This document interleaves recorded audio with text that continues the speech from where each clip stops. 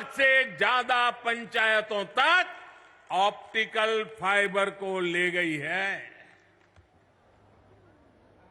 फर्क साफ है दोस्तों।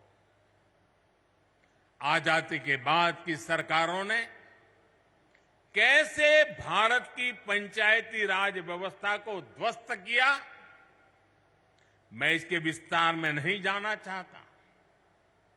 जो व्यवस्था आजादी के भी सैकड़ों वर्ष, हजारों वर्षों पहले से थी, उसी पंचायती राज व्यवस्था पर आजादी के बाद भरोसा ही नहीं किया गया। पूज्य बापू कहते थे,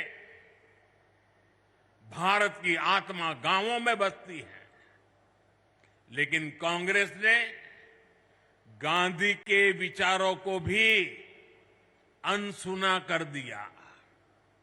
90 के दशक में पंचायती राज के नाम पर खानापूर्ति जरूर की गई, लेकिन फिर भी पंचायतों की तरफ वो ध्यान नहीं दिया गया जिसकी जरूरत थी।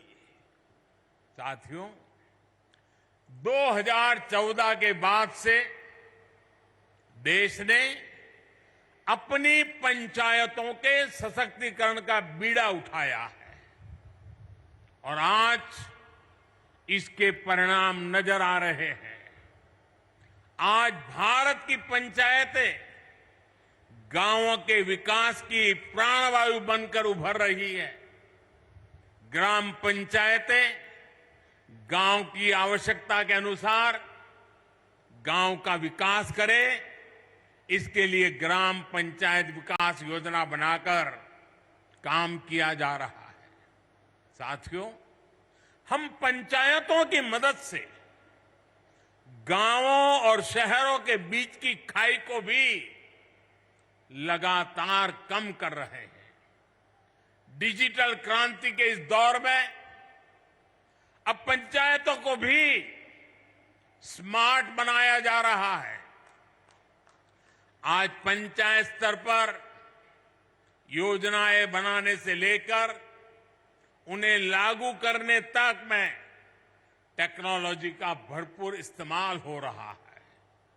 जैसे आप लोग अमृत सरोवर पर इतना काम कर रहे हैं, इन अमृत सरोवरों के लिए जगह चुनने में, काम पूरा करने में हर स्तर पर टेक्नोलॉजी का खूब इस्तेमाल हुआ है। आज यहां ई Gram Swaraj jam integrated portal का शुभारंभ भी किया गया है। इससे पंचायतों के माध्यम से होने वाली खरीद की प्रक्रिया सरल और पारदर्शी बनेगी। इससे अब पंचायतों को कम कीमत में सामान मिलेगा और स्थानीय छोटे उद्योगों को भी अपना सामान बेचने का एक सशक्त माध्यम मिल जाएगा। दिव्यांगों के लिए ट्राइसिकल हो या बच्चों की पढ़ाई से जुड़ी चीजें, पंचायतों के सब सामान इस पोर्टल पर आसानी से मिलेगा।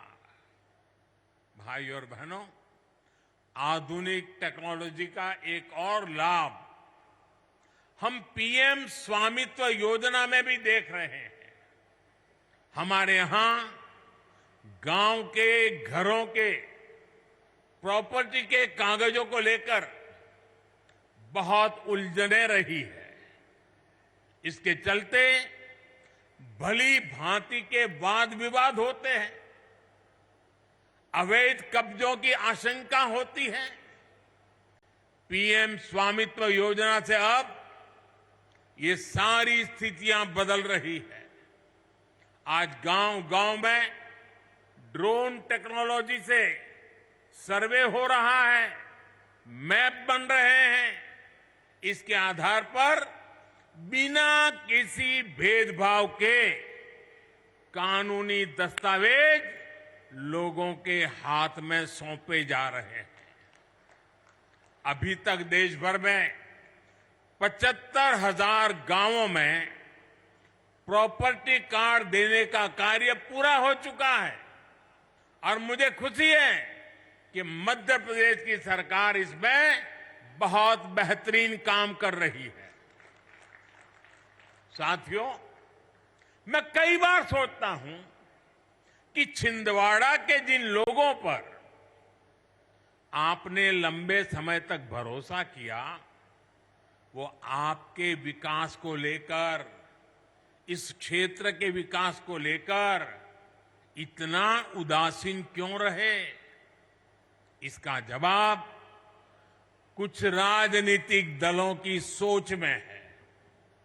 आजादी के बाद जिस दल ने सबसे ज्यादा समय तक सरकार चलाई, उसने ही हमारे गांवों का भरोसा तोड़ दिया।